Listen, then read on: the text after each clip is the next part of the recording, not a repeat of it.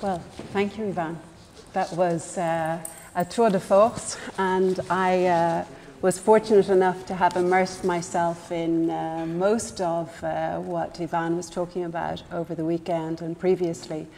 And there's so much there that it really is a fascinating deep dive into thinking about the future and how what we would potentially think was the right answer to addressing lots of the challenges is questioned here, and just trying to dig a little bit into the granularity of how to respond to making Europeans want to vote, and vote, I suppose, in the way that we would like them to do.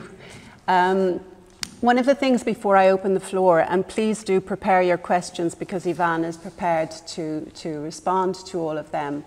And also, indeed, we have the Minister here who will be dipping out, but is also open to questions at this time. But maybe just quickly to say that when I was reading what you were saying about the response, I think that the automatic response to the upcoming elections is to talk about Europe's successes, show what we've done well, show how Europe has come together to respond to these crises, these 5 crises, and indeed Gaza is a 6th that we've added to it. But in reality, what you're saying to us is that your research is showing us that Europeans think we didn't do so well at all, and they've kind of got a negative response to the European responses to these crises, albeit perhaps not based on the evidence entirely, she says, from Eurofound's perspective.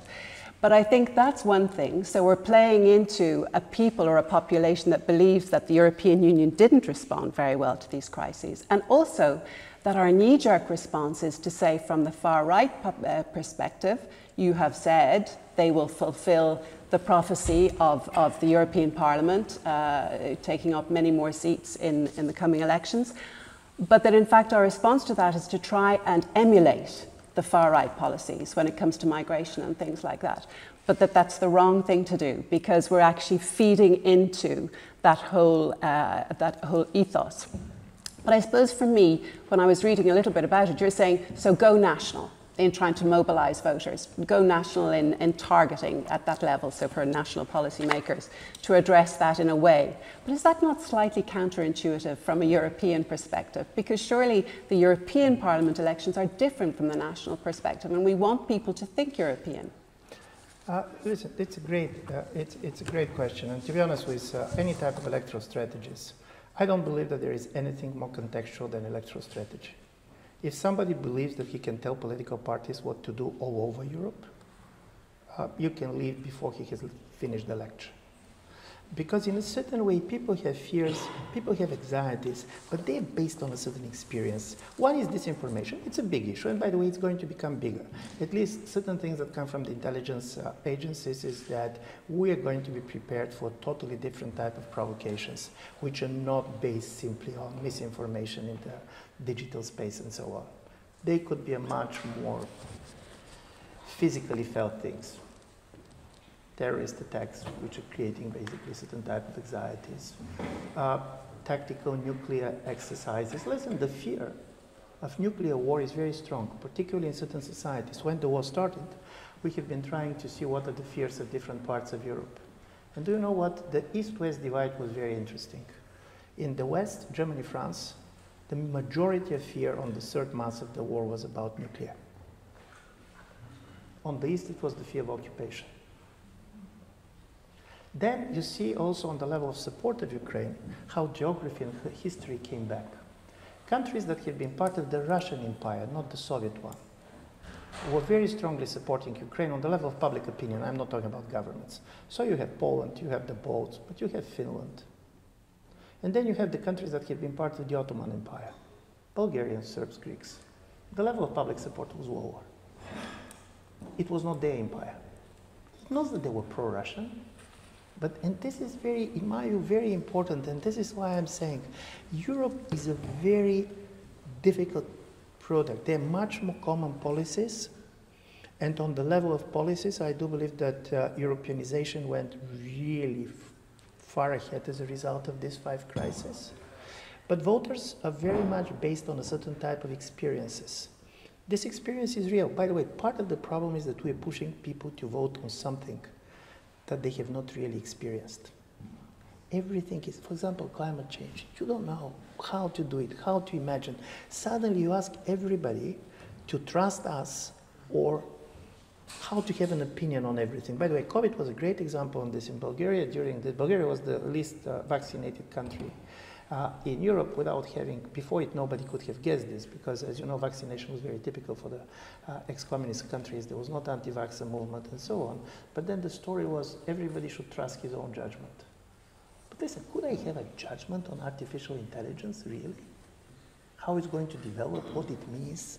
So suddenly people are pushed on one level to have a very important vote, but on the other side very much pushed to take decisions on things that they cannot even pretend that they can understand.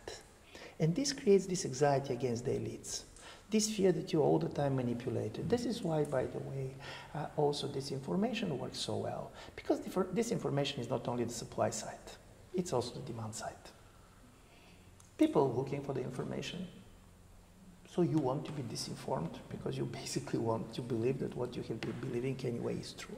So from this point of view, I do believe that you need a national strategy. This national strategy does not need to be anti-European, but you're going to argue Europe in one way. For example, in places like Germany, where obviously you have a majority of Germans which see the rise of AfD as a major challenge to the model. And we have in the data that basically people fear that this is a dangerous anti-European party. I do believe that mobilizing against AfD makes a lot of electoral sense.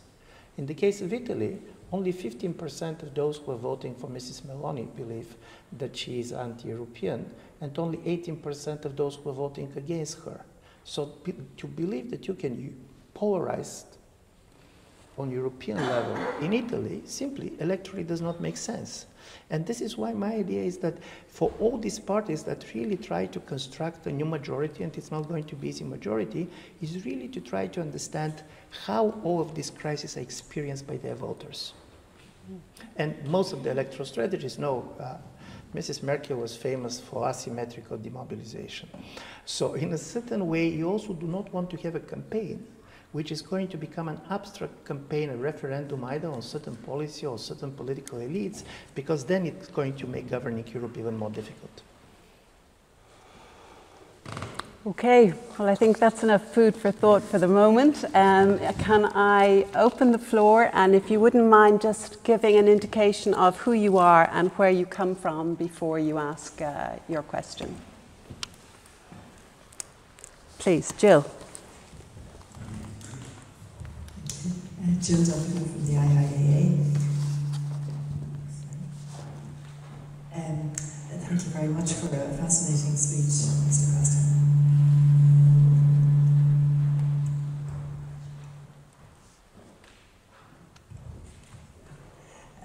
You mentioned about solutions being found by thinking outside the box.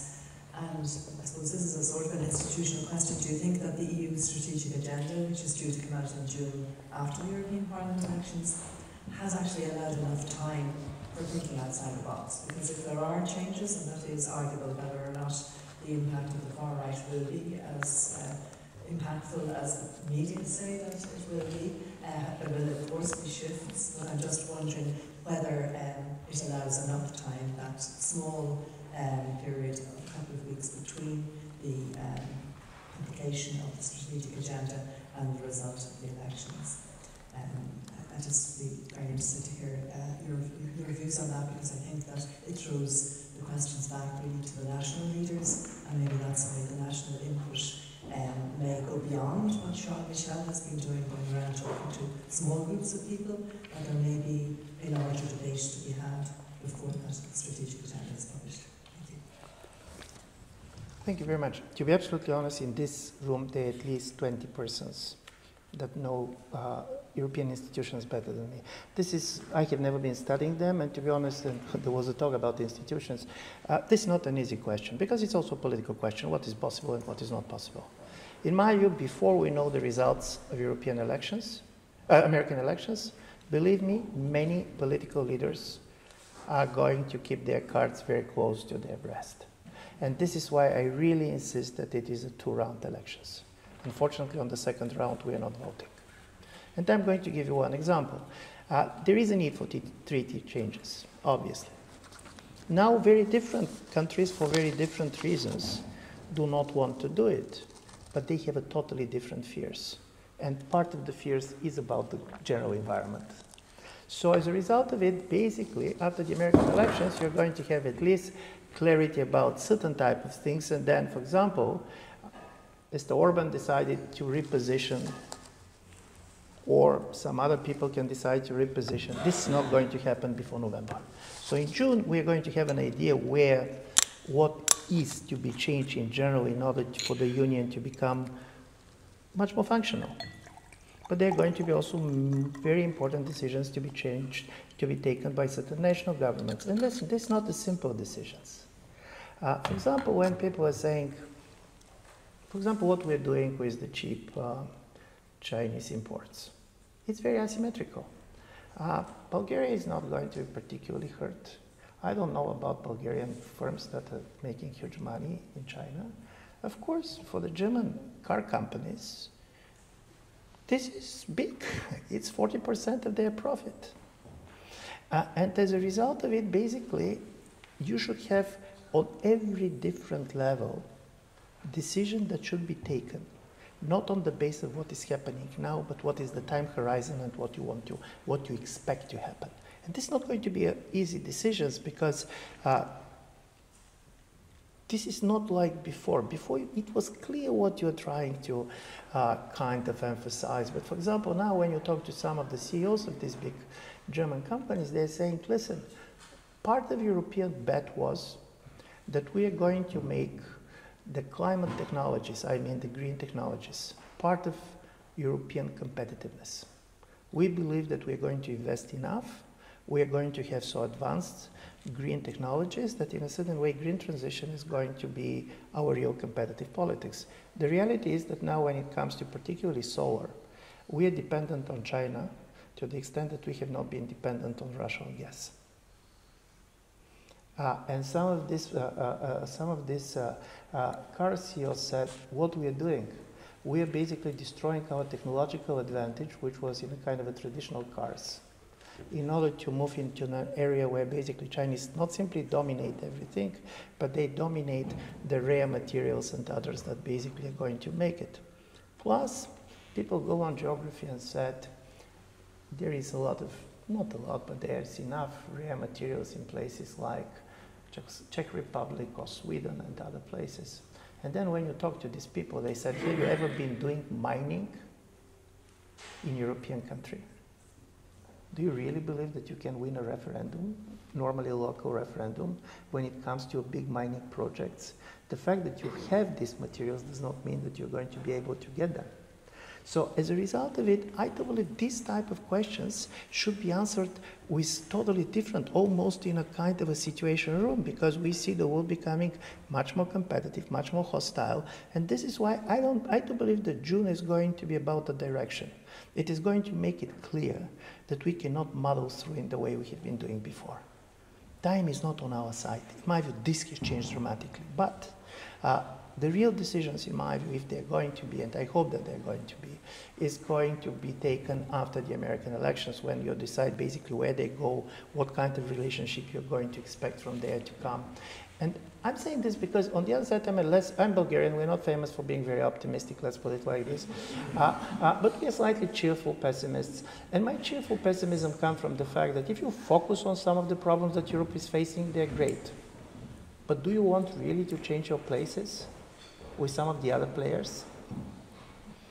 Does the minister want basically to be at the moment in any American government more than in the Irish government, seeing the problems that the United States are facing?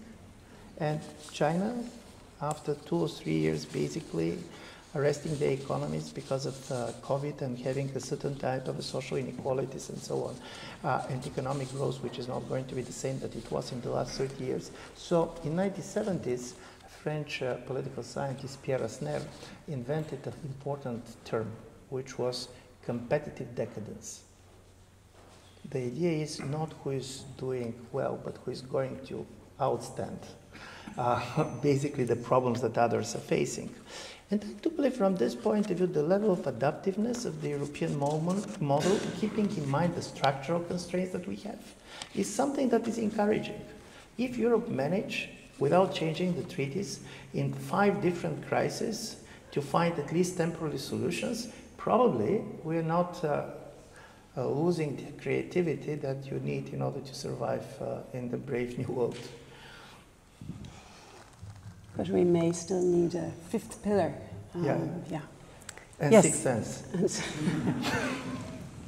Yes, sir. Thank you very much. Kurt, the German ambassador. Yeah. Well, I've heard you many times in Berlin, Yeah. And always much intrigued of your new ideas. I very much agree with what you said on moving inner European competitiveness away towards really defending our common issues together. Which brings me to a little piece of Irish wisdom which I experienced here. To talk about some issues in the kitchen before you go to the village. I feel a bit disturbed that though we agree so much among Europeans on the basics, that out there we are still competing on some issues with 3 split votes at the United Nations on the Israel-Gaza-Palestine issue, or who does best in supporting Ukraine. I mean, that we have all that, the discussion as part of the democratic process. But I wanted to pick your brain on, shouldn't we develop a kind of new gene or instinct in Europe that in this global environment, let's discuss a few issues more in the kitchen before we really show our emergence in front of the rest of the world. I know it shouldn't lead probably to always all abstaining, because that's the only middle ground, but to really get to a point where we have the strongest push with the greatest impact of European position in the world and not this show of discrepancy. Thank you very much. I said that Borrell was in Oxford in the weekend, so somebody asked him, when you feel happier, when you have been a Spanish Minister of Foreign Affairs, or when you have been now High Rep? And he had a nice answer. He said, when I was Spanish Minister, I can say what I think. But nobody listened. And now when I'm High Rep, I cannot say much, because you need agreement between everybody, but at least somebody is going to listen. And I very much agree with you, but listen, there's some difficulties that are much more structural than it looks. For example, and Gaza is a great example on this. European Union was created by former colonial powers, all of them.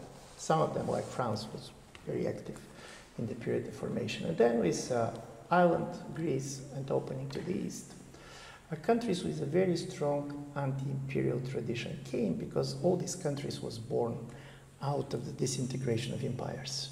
The idea of sovereignty is totally different, their fears are totally different.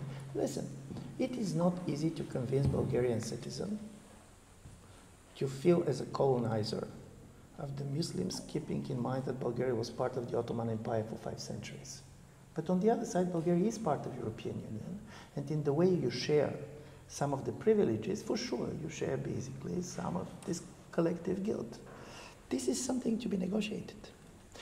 Also, and I do believe this is something important that is happening on the level of international politics, the Cold War narrative in which we have been functioning, and which the American administration unsuccessfully tried to impose after the Russia attack on Ukraine, democracies versus autocracies, is not working. Others are not buying it. Neither democratic India nor other stories basically take their decision on the basis of the nature of their regime. But the post-colonial discourse is very difficult because of a different history of the countries within the EU, but also because paradoxically on the left in Europe you're going to say the people who said we are the ex-colonizers, and on the right people who are saying we're the nativists who are fighting new colonizers coming. All this is politically to be decided, and the elections are about this, in order to have for the governments the possibility to do what you're doing. Otherwise, you're right. And what I'm afraid is, we're here discussing this on theoretical level, but let's give you in 6 months things that can happen. For example, European Commission now has a major proceedings against one of the very big American technology companies, asking for a fine of 14 billion. What could be the response of Trump, but also Biden administration on this? Tariffs on the Chinese side, which are going asymmetrically to hurt German companies. And on the other side, if there are going to be subsidies, probably others are going to benefit more. And then imagine that the Israelis continue with the operation and Rafah killing another 10,000 people, others putting sanctions on them. What we're doing. In my view, the story is that the European Union is either going to be forced to do what you're saying, to have a position even wrong, or to be buried in irrelevance. Because if you cannot take position, then nobody is interested where you stand. Better take a wrong position than not taking position in a situation like this. But it is not easy. And this is why, in my view, the elections are options. It is opportunity. It is the opportunities also to face your own publics with certain type of difficult trade-offs. And this is probably we should use it. And this is why I don't believe that the Commission can be technocratic in the way it was before, where there was a consensus. What has ended in Europe is consensual politics. And we don't know how Europe functions with a much more polarized domestic politics in many of the countries. By the way, probably in 9 of the EU member states, among them, a very big member states. Number 1 political party on the European elections is going to be a party on the far of the Christian Democrats. And French ambassador is here and he probably knows the data better than me, but if the latest predictions are right, Mrs. Le Pen is going to outvote the party of President Macron 2-1. This is not a victory, simply. And I'm saying this because this is a new reality. And I agree with you. My feeling is that there are more and more political leaders that are starting to understand this. But this is not going to be just a kitchen conversation. It's going to be slightly more bloodier.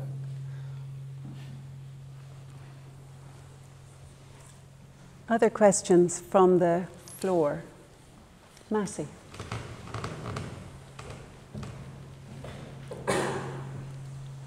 Thank you. And I'm Massimiliano Mascherini. I'm head of social policy unit at Eurofound.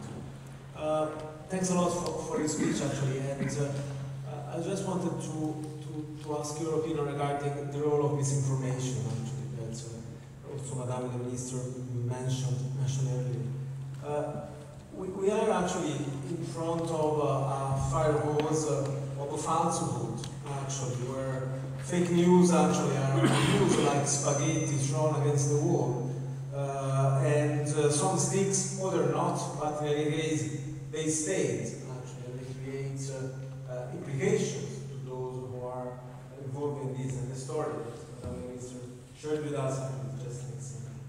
And we know actually that there are authoritarian regimes that have all the interest in poisoning actually our democracy and building international echo chambers, as it happens with the vaccine hesitancy, it happens with the war in Ukraine, and to repeat messages that then are amplified by local actors that clearly play a role in the extreme movements of left and right in Europe.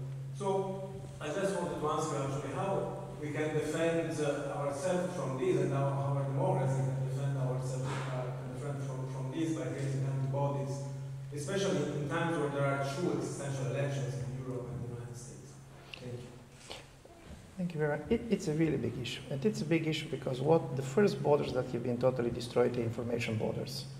And part of it is technology. For example, it's not the case of Ireland because of English language, but if somebody wanted to influence Bulgarian public, better to learn Bulgarian.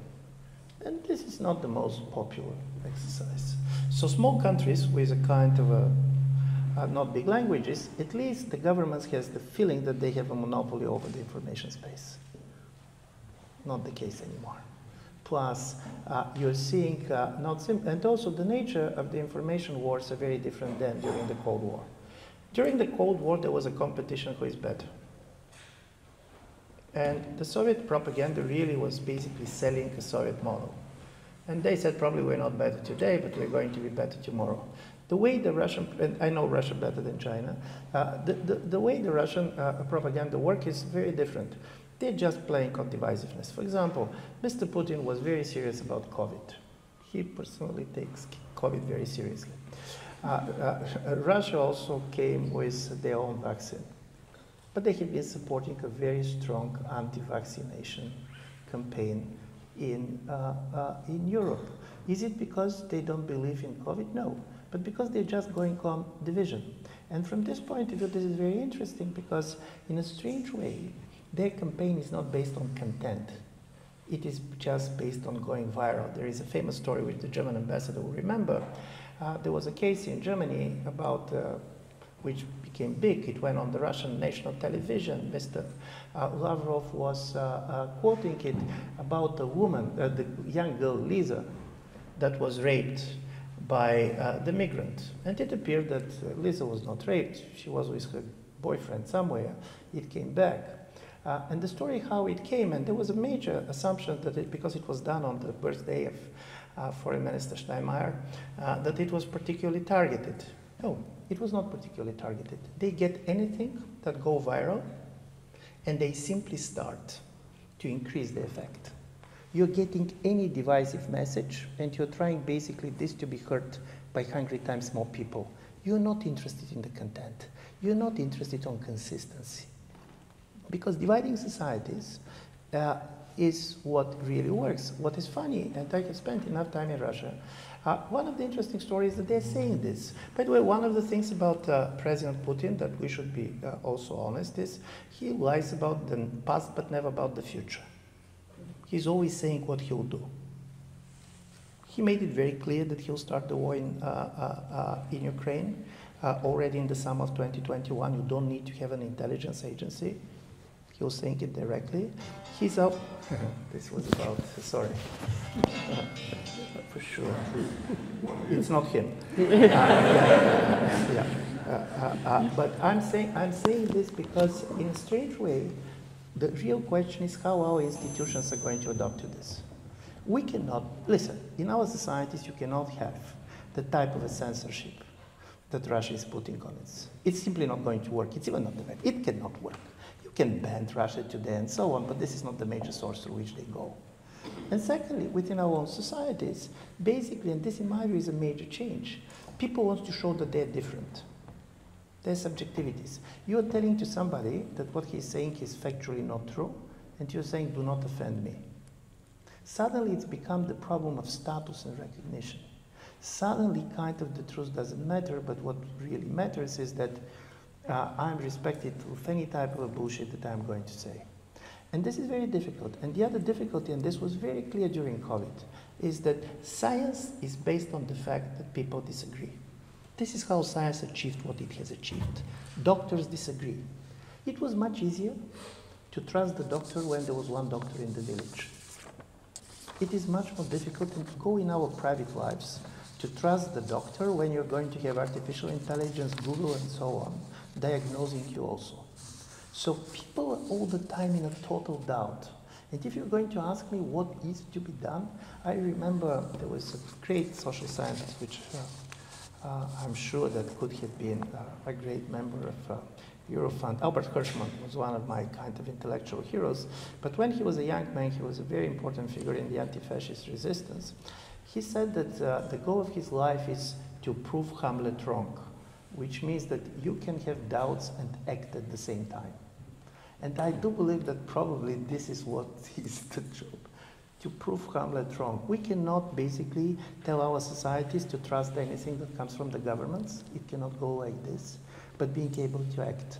And probably societies are going to start slightly to adjust. By the way, younger people, there is a lot of research on this, are better to detecting misinformation than the older generations. So there is probably also a certain type of immunity. The problem is how much time we need in order to get this much healthier situation. Any final questions before we call it a halt? Yes, Barry. Yeah. Thanks so much. much, Ivan. Thank you very much for being with us and welcome to Dublin. My name is Barry Mulfer, and I'm at the Institute of International European Affairs, a think tank here in Dublin. I just want to pick up on something that you made in your remarks and then came back to some of the questions as well about the two-step nature of the European elections. Just when you're concluding with this, can you kind of game it out a little for us? Best case scenario, worst case scenario, in terms of what happens in November for Europe or Europeans? Thanks.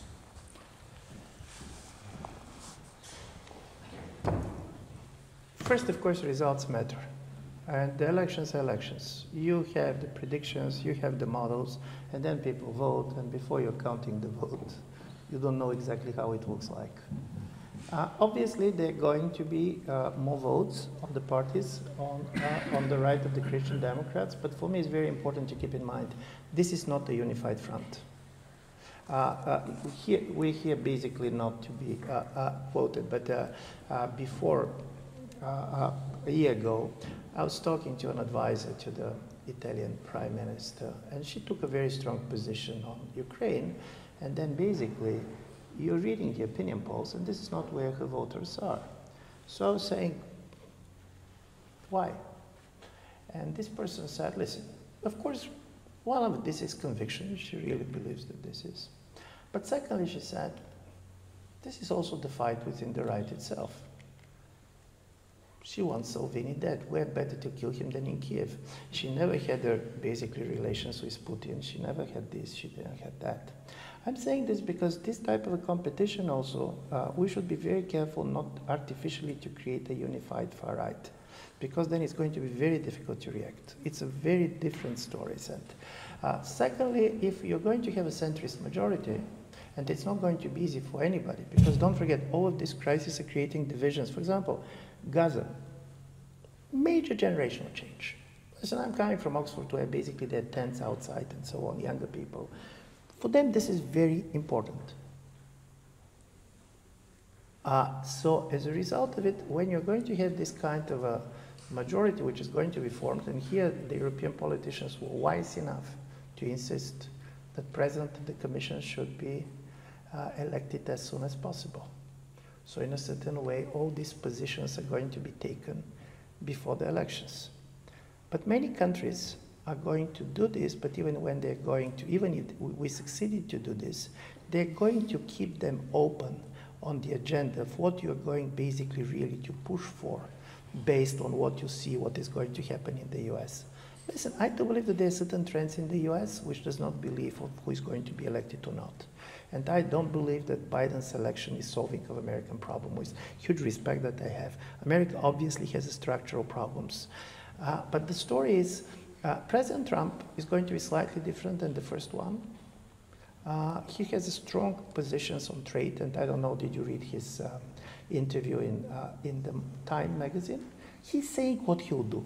So from this point of view, there is not much on this level to be discussed. They're going to have a much more protectionist policies, which is going to be for Europe to decide what we're doing. And this is going to affect our trade with the United States is big. And then the Chinese, obviously, and we can hear this during the trip, are going to push on their own.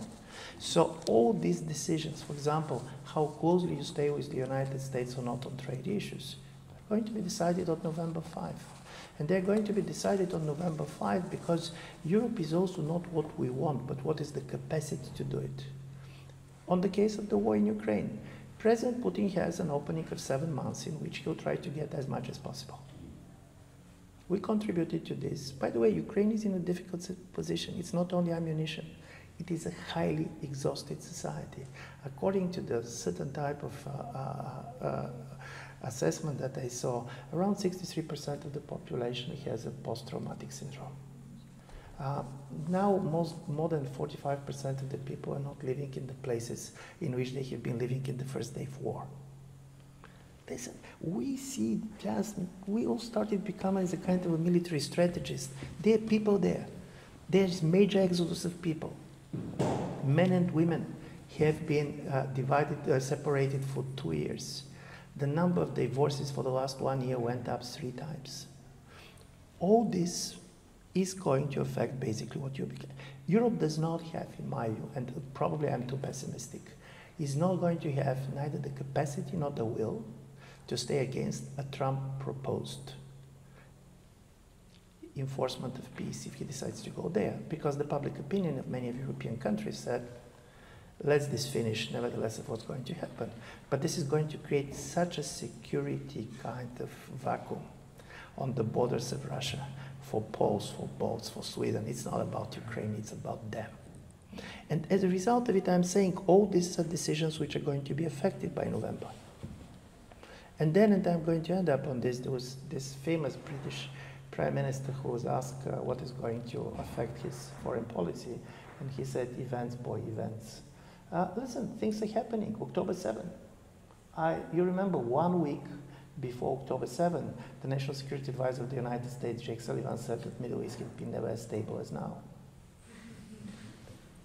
In a way, he was right, till October 6. Now, and in a certain way, I do believe that this is the major challenge, is that for a very short term of time, we're going to be pushed to take a lot of decisions, and all of these decisions are going to have a long-term consequences. But because this was the last question, there was a great joke, Soviet joke about questions on which I want to end. A guy was arrested in the 1970s in front of the Kremlin who was throwing leaflets. They arrest him, they go with the leaflets, but there is nothing, it's an empty sheet of paper. So the policeman said, but what is this? He said, why do you write anything? Everything is clear.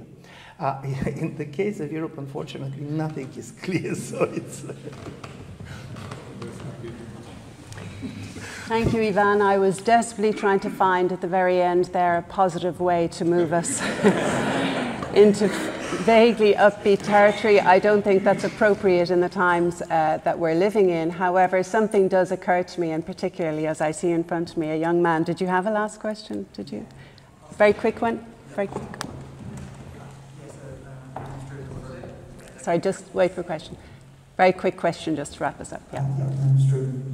My quick question was, do you think there'll be a change in the way that the Socialists and Democrats view their relationship with the EPP over the course of the next parliament? Because it seems they've been too conciliatory and they've been happy to settle for being the junior partner for most of the 21st century. Or do you think you'll see that strategy change as they continue to decline overall in vote share and seat count?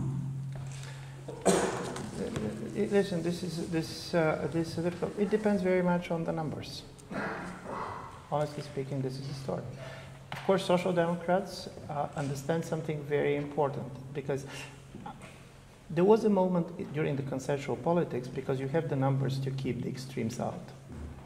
And now it's much more difficult because in many countries, for example, far right is in the national government. It's not easy if you have them in the national governments to claim that you're getting to keep them out of the majority on the national parliament. But we're going to have a much more, let's put it, a Dutch type of a parliament. Much more fragmented, with a much more shifting majorities. And here's the story. The President von der Leyen obviously betted that she's going to basically split the far right. So, and she and Weber, she could be right or wrong, but this very much depends on the American elections. Meloni under Biden and Meloni under Trump is a different prime minister, because also her voters are in different places. So she didn't have much of an option not to try to do it. But how this is going to look like, and then if they're going to be changing the US, then both for the Christian Democrats and the Social Democrats, particularly those of them that are very much afraid of radicalization on the right, this is going to be a very, very tough question. Not what you're doing, but what you're doing effectively. One of the things, and this is on the optimistic side, which comes from history. In the interwar period, basically, democracy survived only in the countries in which the center-right managed basically to keep its loyalty to the democratic principles. This was kind of the countries in which they managed to do it. And this is going to be a major challenge for the center-right after these elections. And this is why, as you know, I was not particularly fascinated. I do believe that they're making a mistake with their focus on migration. I can show you data that basically people don't trust them, particularly in most of the countries on this. But all of them understand that now the border between the center-right and the far-right in many countries is the least protected border in Europe. So on a positive note, we all have a very important right, which is the right to vote. So at least you know that it is a pivotal moment for Europe, for the world. You can use that on the 6th to the 9th of June this year. And don't forget to remind your family and friends to do the same. We can all contribute to shaping that new future. Thank you, As Ivan. we say in Bulgaria, vote at least twice.